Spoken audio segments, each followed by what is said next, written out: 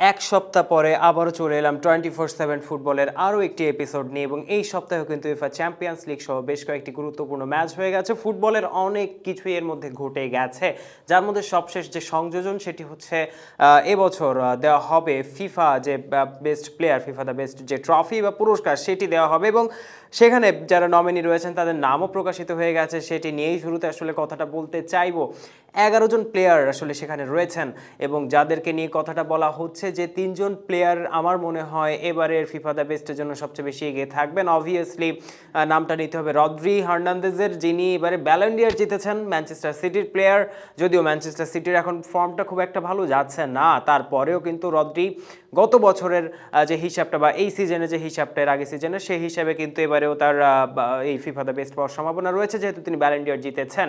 এবং তার পরবর্তীতে যে নামটা আসলে নেওয়া উচিত সেই নামটা, রিয়াল মাদ্রিদের অনেকজন প্লেয়ার রয়েছেন, 6জন প্লেয়ার এবার রিয়াল মাদ্রিদের রয়েছেন ওই তালিকার মধ্যে এবং সেই তালিকার 6জন রিয়াল মাদ্রিদ যে প্লেয়ার তাদের মধ্যে যারা আবার ইউরোজয়ী দলের সদস্য ছিলেন তাদেরও সম্ভাবনা কিছুটা এগিয়ে থাকবে আসলে এবারে ফিফা দ্য বেস্ট যে ট্রফিটা রয়েছে, ফিফা দ্য বেস্ট যে পুরস্কারটা রয়েছে সেটা অ্যাভেল করার জন্য। সেই জায়গায় যদি আমরা একটু নজর দেওয়ার চেষ্টা করি তাহলে দানি কারভাহাল, তাকে আমি কিন্তু বেশ উপরের দিকেই রাখতে চাইবো, কারণ দানি কারভাহাল কিন্তু উয়েফা ইউরো জিতেছেন এবং লা লিগার শিরোপা সেটাও কিন্তু তিনি জিতে নিয়েছেন, চ্যাম্পিয়ন্স লিগ তো জিতেছেন এবং সব কিছু মিলিয়ে ফিফা দ্য প্লেয়ার, ফিফা এবার যে ট্রফি দ্য বেস্ট সেটার দিকে দানি কারভাহাল তিনিও এগিয়ে থাকবেন। ভিনিসিয়াস জুনিয়র তিনি আসলে পাবেন কি না, ঠিক যে কারণগুলোতে ব্যালন ডি অরটা তিনি হারিয়েছেন সেই একই কারণেই হয়তো বা আমার মনে হয় তিনি এবারে এই যে ফিফা দ্য বেস্ট ট্রফি সেটাও পাবেন বলে আমার কাছে অন্তত মনে হচ্ছে না। তবুও তাকে আমি টপ 3-তে রাখবো এবং একটি সারপ্রাইজিং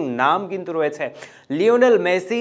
তার নামও কিন্তু রয়েছে এবার নমিনিজের তালিকার মধ্যে এবং আপনি যদি ক্রাইটেরিয়াগুলো দেখেন তাহলে তার এখানে কিন্তু ভোটিং ক্রাইটেরিয়া হবে, অর্থাৎ এখানে ফ্যান যারা রয়েছেন তারা ভোট দিতে পারবেন, ন্যাশনাল টিমের কোচ ক্যাপ্টেন যারা রয়েছেন তারা ভোট দিতে পারবেন এবং মিডিয়া রিপ্রেজেন্টেটিভ যারা রয়েছেন তারাও কিন্তু ভোটটা দিতে পারবেন এবং ভোটিংয়ের খেলায় একটা ইমোশনাল বায়াসনেস কিন্তু অবভিয়াসলি কাজ করবে এবং লিওনেল মেসি যেহেতু এই যে লাস্ট কোপা আমেরিকা সেখানে তিনি চ্যাম্পিয়ন হয়েছেন তার দল নিয়ে এবং ওই যে কোপা আমেরিকা সেরা একাদশও ছিলেন, সেরা প্লেয়ারও ছিলেন, তো সেই জায়গায় দাঁড়িয়ে লিওনেল মেসি তার প্রতিও কিছুটা ভোট আসলে চলে যাবে।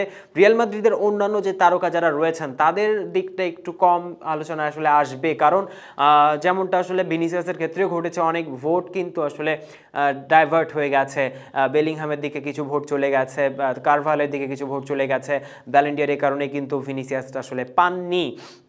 লামিন ইয়ামাল তিনিও রয়েছেন, বার্সেলোনার হয়ে দুর্দান্ত ফর্মে রয়েছেন এবং তার নামটাও কিন্তু ওই নমিনির তালিকায় রয়েছে এবং বার্সেলোনাকে নিয়ে কথা বলতে বলতে, রিয়াল মাদ্রিদকে নিয়ে কথা বলতে বলতে আসলে চ্যাম্পিয়ন্স লিগের যে ম্যাচ হয়ে গেছে যেখানে রিয়াল মাদ্রিদ লিভারপুলের কাছে 2-0 গোলে হেরেছে সেই জায়গা নিয়ে একটু কথা বলতে চাই। রিয়াল মাদ্রিদের হয়ে এমবাপ্পে পেনাল্টি মিস করেছেন, 2-0 গোলে আসলে হেরেছে রিয়াল মাদ্রিদ।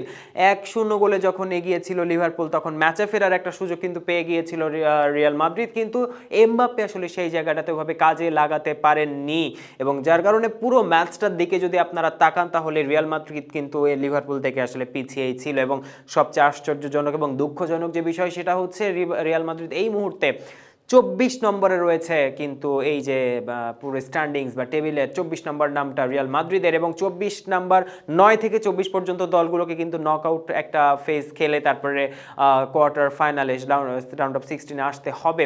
সেই জায়গায় দাঁড়িয়ে রিয়াল মাদ্রিদের পরবর্তী প্রতিপক্ষ কিন্তু আটালান্টা, যে আটালান্টা আসলে কিন্তু বেশ ভালো ফর্মে রয়েছে এবং আটালান্টা যে পয়েন্ট বর্তমানে সেদিকে যদি আমরা একটু যেতে চাই তারা কিন্তু টপ 8-এই রয়েছে। তো সেই জায়গায় দাঁড়িয়ে রিয়াল মাদ্রিদের পরবর্তী যে চ্যাম্পিয়ন্স লিগের ম্যাচ সেটা কিন্তু খুবই টাফ হতে যাচ্ছে, কারণ এই ম্যাচটা হবে 11 তারিখে এবং এই 11 তারিখের মধ্যে রিয়াল মাদ্রিদকে আরও মিনিমাম 3টি ম্যাচে মাঠে নামতে হবে। তো সেই জায়গায় দাঁড়িয়ে প্লেয়ারদের ফ্যাটিক, প্লেয়ারদের ইনজুরির সামনে দাঁড়িয়ে আটালান্টা তাদের বিপক্ষে জয় পাওয়াটা কিন্তু একটু টাফ হবে এবং এই টাফনেসের কারণেই রিয়াল মাদ্রিদ আসলে সেরা 24-এও থাকতে পারবে কিনা সেটা নিয়েও কিন্তু একটু দ্বিধাদ্বন্দ্ব আসলে রয়ে যাচ্ছে।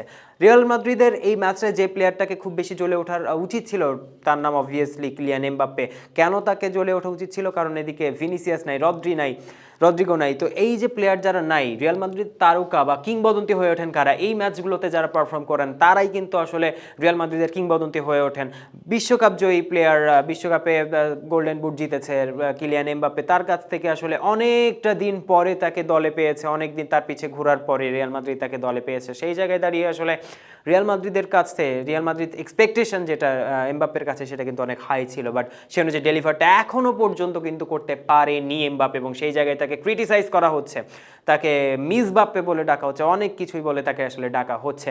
ম্যান সিটিকে নিয়ে কথা বলতে চাই। ম্যান সিটি টানা 6 ম্যাচ তারা কিন্তু জয় শূন্য, এবং পেপ গার্দিওলা শেষ ম্যাচে কি কাজটা করেছেন সেটাও কিন্তু আপনারা দেখেছেন, নিজের নখ দিয়ে তিনি যে কাজটা করেছেন। যাই হোক, সেদিকে আর না যাই, বাট দ্য ফ্যাক্ট ইজ এখন এই যে রিয়াল মাদ্রিদ এবং ম্যানচেস্টার সিটি দুই দলেরই কিন্তু একটা টাফ টাইম চলছে। ম্যানচেস্টার সিটি টানা 6 ম্যাচ তারা জিততে পারেন, এবং এই যে টটেনহামের বিপক্ষে হার দিয়ে এই যে 6 ম্যাচের উইনলেস যাত্রাটা শুরু হলো, এবং তার আগে কিন্তু সবশেষ যেবার ম্যানচেস্টার সিটি হেরেছিল সেটা বার্সেলোনার কাছে ক্লাব ফ্রেন্ডলিতে, এবং সেটাও ছিল জুলাই মাসে। তারপর থেকে কিন্তু এই পর্যন্ত হারেনি, এই 5-6 ম্যাচ আগ পর্যন্ত হারেনি ম্যানচেস্টার সিটি অ্যাটলিস্ট। এবং তার আগে ওটা তো ক্লাব ফ্রেন্ডলি ছিল, যে একেবারে কম্পিটিটিভ ম্যাচে শেষবার হেরেছিল মে মাসে ম্যানচেস্টার ইউনাইটেডের কাছে। তাহলে বোঝাই যাচ্ছে কি একটা আসলে আনলাকি রান চলছে ম্যানচেস্টার সিটির।